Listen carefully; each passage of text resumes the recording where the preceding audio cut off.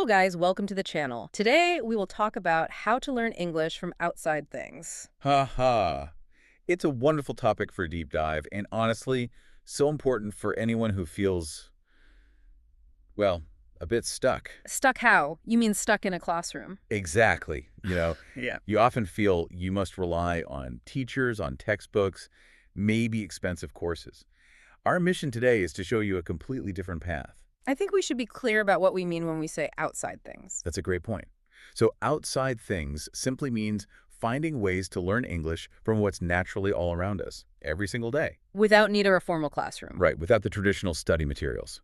This approach, where you have contact with English when you're not in school, academics actually call it extramural English. Extramural English. And it is the most powerful tool a learner has, truly. I noticed that when people only use textbooks, they often feel nervous when they finally have to use the language in the real world. That nervousness is what we call the affective filter.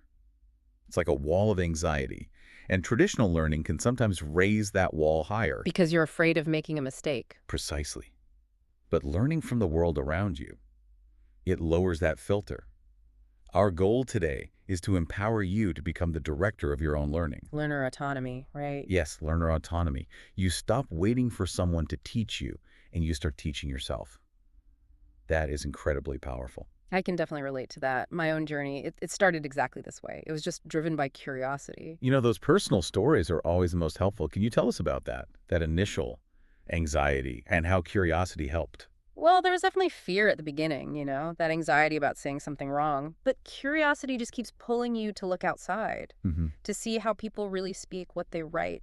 My real improvement, actually, it came from things I was doing purely for fun, not because I was told to study them. What kind of fun things? For example, I read about this person who was obsessed with American films. Obsessed. Okay. He spent hours and hours watching them, not just for the story, but to learn his favorite actors' lines. So like mimicking the voice, the rhythm of someone like Tom Hanks or Brad Pitt. Yes, exactly. Yeah. He was trying to figure out how to physically change his voice to sound more like a native speaker. He was practicing pronunciation without even realizing it was practice. This is a fantastic point. See, many people think pronunciation is just about knowing sounds, but it's actually about muscle memory. Muscle memory. When you repeat lines from films, you're training the muscles in your mouth, your tongue, to make new sounds, new rhythms. It is so much more effective than just reading a rule from a book. One more thing that really stuck with me was a friend of mine. Her accent was near perfect. She was obsessed with pop singers. I think it was Alicia Keys. Uh-huh.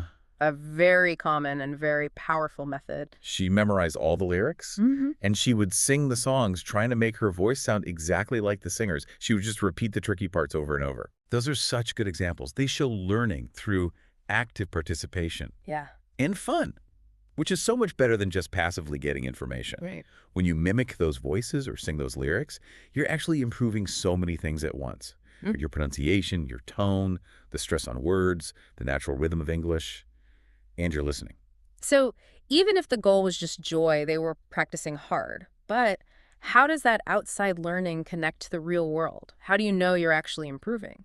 Actually, the key idea is that when you engage with English outside of a class, say playing a video game or watching a movie, even if you're just doing it for fun, you're practicing your L2 skills. L2 skills. For our listeners, what does L2 mean? L2 just means your second language. And the 5 core skills are listening, speaking, reading, writing, and interaction.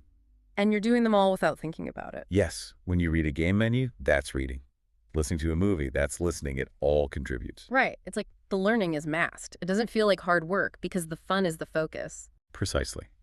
This masked practice is enjoyable, and it helps you remember things better because you're emotionally engaged. When you're having fun, your brain is just more open to absorbing patterns. I think our listeners would really appreciate some practical steps, things they can start doing today. Absolutely. We have 5 practical, observation-based points. The whole goal is to make language practice feel natural, part of your daily life. Sounds great. Let's start with point 1. Point 1. Observe English words written around you. Okay. So stop just walking past text. Pay active attention to everyday English. This means traffic signs, names of shops, advertisements. Even funny images online, like memes. Haha, memes are everywhere, yes. And they often use very short, specific English phrases. They do. And that's helpful because you see the same words and phrases used again and again. Repetition forces those words into your long-term memory. You start to understand how sentences are built, but in a really functional way. I noticed that many English words on signs, which I used to ignore, actually started to make sense once I started looking closely. It's like a small puzzle piece just clicks into place. It is. Now, point 2. Listen to how people speak English outside. This means films, songs, audio. But the key is, don't worry about translating every single word. That's a big one. That fear of missing a key word can really paralyze you. It can. The goal here is what we call gist listening. You want to understand the main message, the overall feeling. If you can follow 60–70% of a conversation, that is a huge win. Not every single word. No. Focusing on every word causes anxiety, and you miss the flow, the music of the language. Just focus on how words link together. I agree with that. You know, sometimes, even if I didn't know the grammar rule for a sentence, just hearing it in context made it immediately meaningful. Exactly. Meaning and context are everything. Which brings us to point 3. Think simple English sentences about what you see. This one is fun. It's like turning your inner voice into a language lab. It is exactly that. When you see something outside, a dog running, a bus stopping, just think a simple English sentence about it. Don't say it out loud yet, just build it in your head. So if I see the dog, I'd think, the dog is running quickly. Or if I see a friend, maybe I should ask him how he's doing. Precisely. This helps you develop what we call production capacity without the pressure of speaking aloud. You're forcing your brain to recall vocabulary and grammar spontaneously. One more thing. I noticed that thinking in English like that, it helps me find my own mistakes. It forces you to build the sentence correctly in your head before you say it. That internal awareness is essential. It's pure self-correction. Now we move that internal practice outside with point 4. Repeat words and sentences softly to yourself. The shadowing technique. The shadowing technique, it feels a bit strange, but how does it work? Why is it so powerful? So shadowing is very focused. You immediately repeat what a native speaker says right after they say it, like you are their shadow. So I listen to a short phrase from a movie. And you repeat it instantly. The goal is to mimic everything. The sounds, the intonation, the pauses, the pitch. Exactly. You don't need to stop and look up words. You just act like a parrot. I've tried this, and actually it feels really strange at first. Haha, you're forcing your mouth to move in new, fast ways. My mouth gets tired. That's because it is physical training. You are building muscle memory for speaking. Short, regular sessions are much better. 10 to 15 minutes a day is perfect. That makes perfect sense. Okay, so now for the highest pressure point, speaking. Point 5 must be about practicing speaking outside. Correct. Point 5. Use outside situations to practice speaking. This is where necessity becomes your greatest teacher. I've noticed that. If I need to buy something or get somewhere, I have to speak. Absolutely. A great low-stakes example is multiplayer gaming. Oh, yeah. In a team game, you must communicate with your teammates to coordinate. If you don't communicate clearly, your team loses. That is true. It's practical, real-time communication. There's an immediate consequence. Exactly. And you don't need perfect grammar to win. You just need clear communication. The same thing applies in the real world. Asking for directions, greeting someone in a shop. The focus is on the outcome, not on a grammar test. Okay, let's try a fun, short, imaginary situation now to show that idea. So we're at a shop, and I want to know the price of some mangoes. I'm ready. I'm the shopkeeper. I have the freshest mangoes today. Okay. I noticed that the mangoes look very fresh. For example, I want this one. On how much price? I understand you perfectly. The meaning is completely clear. You're asking for the cost. The structure's a little awkward with on. Right. We would usually say, what is the price of this? Or just, how much is this? Okay. Actually, I used on instead of. It's good to catch that mistake, but I still got the mango. You still got the mango. And that is successful communication. That's what we call the willingness to communicate. You were willing to try, and you got your message across. That's the real goal. That makes the whole process so much less stressful. So it's not about books and tests. It's about what you do outside in your everyday surroundings. Absolutely.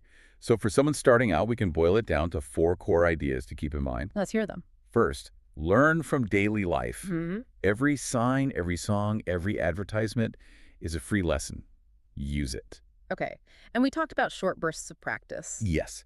Second, don't wait for the perfect time. Short, regular practice. 10 or 15 minutes of shadowing or just observing. Mm-hmm. It's so much more effective than one long, exhausting session. One more thing, I think we should emphasize using what you already know. That's critical. Third, speak and apply what you see. Use the words you already have. Don't wait for a teacher to give you the perfect sentence. Try it yourself. And finally, repetition. Absolutely. Fourthly, practice again and again. Repetitive exposure is how you build skills. And when it's fun, you don't even realize you're practicing. You know, it's really interesting, that feeling you get when you're watching a movie and you stop thinking about the grammar. You just get lost in the story. Yes. When that happens, it means your brain is absorbing the language patterns naturally, without conscious effort, just like when you learned your first language. So that feeling is your brain telling you that you're succeeding.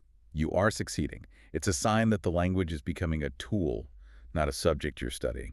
That is a wonderful thought to end on. Remember, your outside world is the best classroom you will ever have. Use your surroundings. Take charge of your learning. Thanks for watching and listening. Like, share, and subscribe to the channel. Bye-bye. Bye-bye.